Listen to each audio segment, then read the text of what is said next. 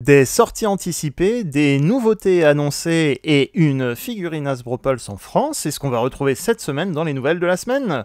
Bienvenue sur TF Toy Box, chaîne qui passe en revue les figurines Transformers et qui vous informe des nouveautés sur Facebook, Instagram, Twitter et maintenant TikTok. Si cette vidéo vous plaît, n'oubliez pas de laisser un pouce positif avant de partir de cette vidéo et on commence tout de suite avec les nouvelles de la semaine.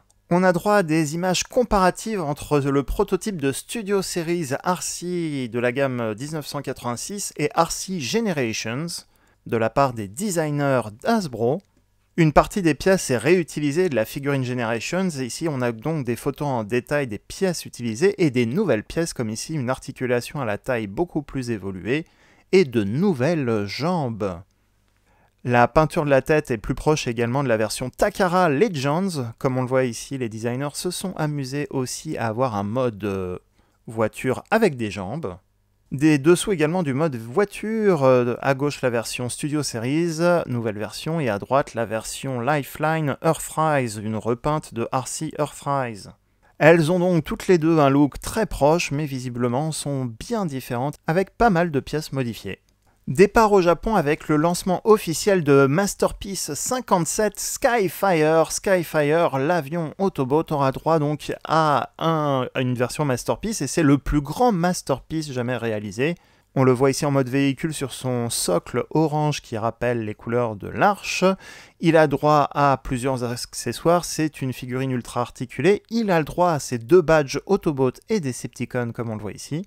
Des mini-versions de Masterpiece Optimus, Wheeljack et Jazz ici pour les mettre dans le cockpit du mode avion. Le mode avion bien sûr ressemble à la version du dessin animé et non pas le jouet de chez Bandai. D'ailleurs ils ont mis aussi un casque comme la version siège, sans les petites antennes noires au niveau de la tête, probablement pour éviter les conflits avec Bandai qui avait le moule original de l'avion Macross qui avait servi au Jetfire G1. Quelques photos comparatives avec Masterpiece Ironhide, Bumblebee et Optimus Prime, les dernières versions. On retrouve la liste des accessoires ici, un stand, des effets de tir, des nouveaux visages, les mini-figurines Optimus Jazz et Masterpiece Wheeljack, ainsi que les badges. Et on a droit encore à plein de photos comparatives. Ici, Jetfire dans la pose de son emballage de jouets. On a ici les différentes poses du mode robot, du mode avion. On a toujours les photos comparatives également avec Starscream pour recréer la scène du dessin animé où Jetfire et Starscream discutent. Les ailes du mode avion peuvent être déployées en mode robot. Les Blast Effects servent aussi au réacteur. On voit le train d'atterrissage ouvert ici. Les mains et les jambes peuvent être déployées comme dans le dessin animé ou la figurine originale G1. Et différentes mises en scène avec les mini-figurines ici.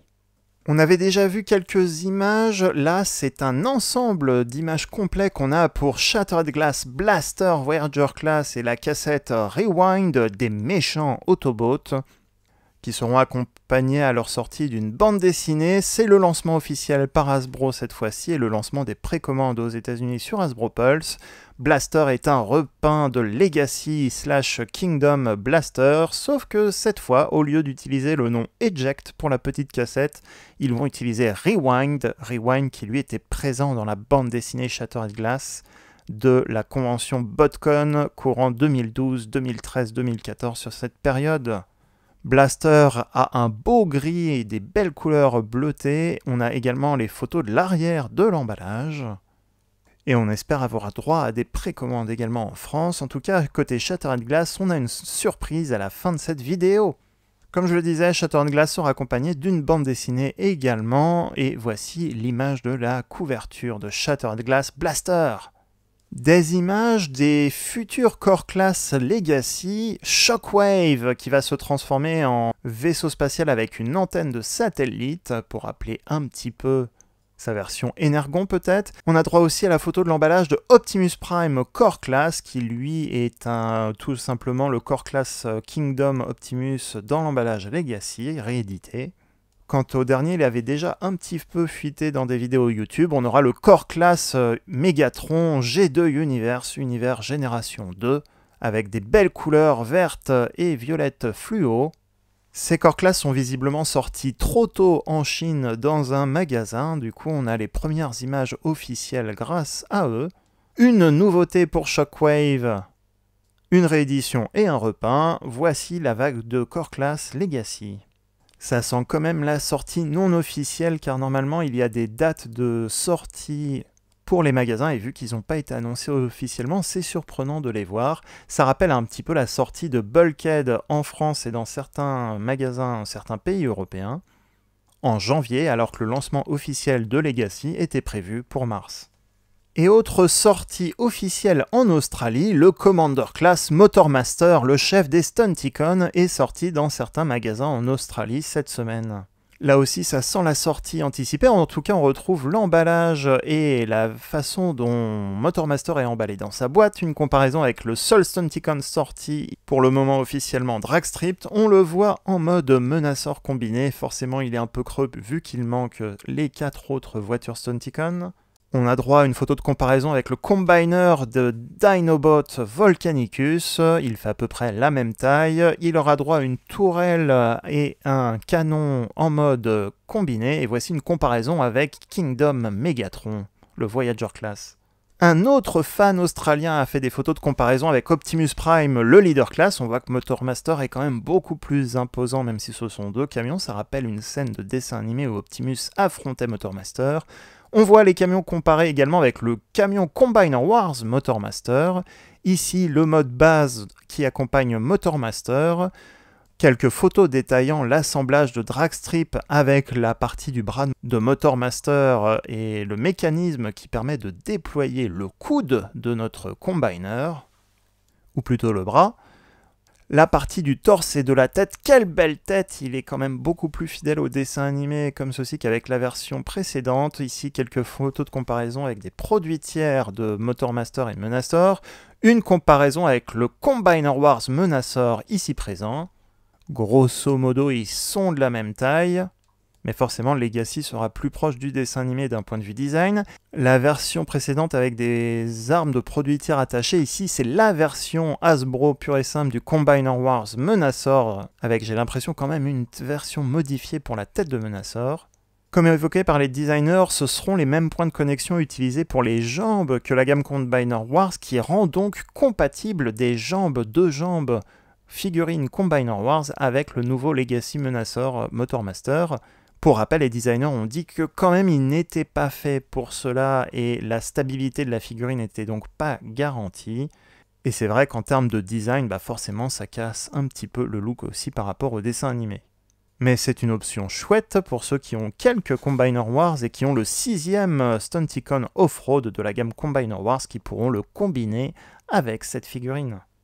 Enfin, quelques photos de comparaison avec le Voyager Class Optimus Prime de juste Motormaster, l'avion du camion, et une comparaison avec le Voyager Class Motormaster Combiner Wars. Motormaster avait une date de sortie prévue pour cet été, voire début automne, donc c'est la preuve que certains stocks commencent déjà à circuler dans le monde, et ça c'est plutôt chouette. Pour la France, les sorties de la semaine, première sortie et sortie mondiale de toute manière, le Lego Optimus Prime en collaboration avec Hasbro vient de sortir le 1er juin. Il est donc disponible en ce moment en magasin si vous voulez vous amuser à construire votre chef Autobot favori. Autre surprise, Magnatoys a restocké certains Legacy et a en stock Legacy Galvatron, mais surtout ils ont en stock Shattered Glass Megatron, l'exclusivité Hasbro Pulse de l'année dernière, sort donc officiellement en France via ce magasin. L'occasion pour vous d'avoir le gentil chef des Decepticons dans votre collection. Je sens qu'il va falloir que j'ouvre ma version pour faire une revue très prochainement de cette figurine. Enfin, Amazon a quelques figurines en promotion, dont le pack exclusif Kingdom Megatron et Skullivore. Je vous remets comme d'habitude des liens en description de cette vidéo, n'hésitez pas à les utiliser pour aider à soutenir un petit peu la chaîne. Nemesis Prime et Ultra Magnus sont également en stock. Enfin pour la France, n'oubliez pas qu'il y a toujours le concours de Toy Photographie Hasbro Fulguropop et plein de cadeaux sont à gagner, donc à vos appareils photo pour faire des belles photos de blagues. Les news de la semaine sont terminées, j'espère qu'elles vous ont plu. Qu'est-ce que vous pensez de ces nouveautés? N'hésitez pas à me laisser un commentaire pour me donner votre avis. Si cette vidéo vous plaît comme d'habitude, laissez un pouce positif, ça fait toujours plaisir. N'oubliez pas les réseaux sociaux Facebook, Instagram, Twitter et maintenant TikTok. Abonnez-vous sur les réseaux sociaux et restez connectés pour très prochainement un petit concours pour gagner une figurine DK de garde Legacy. Et d'ici là, à très bientôt pour une prochaine vidéo.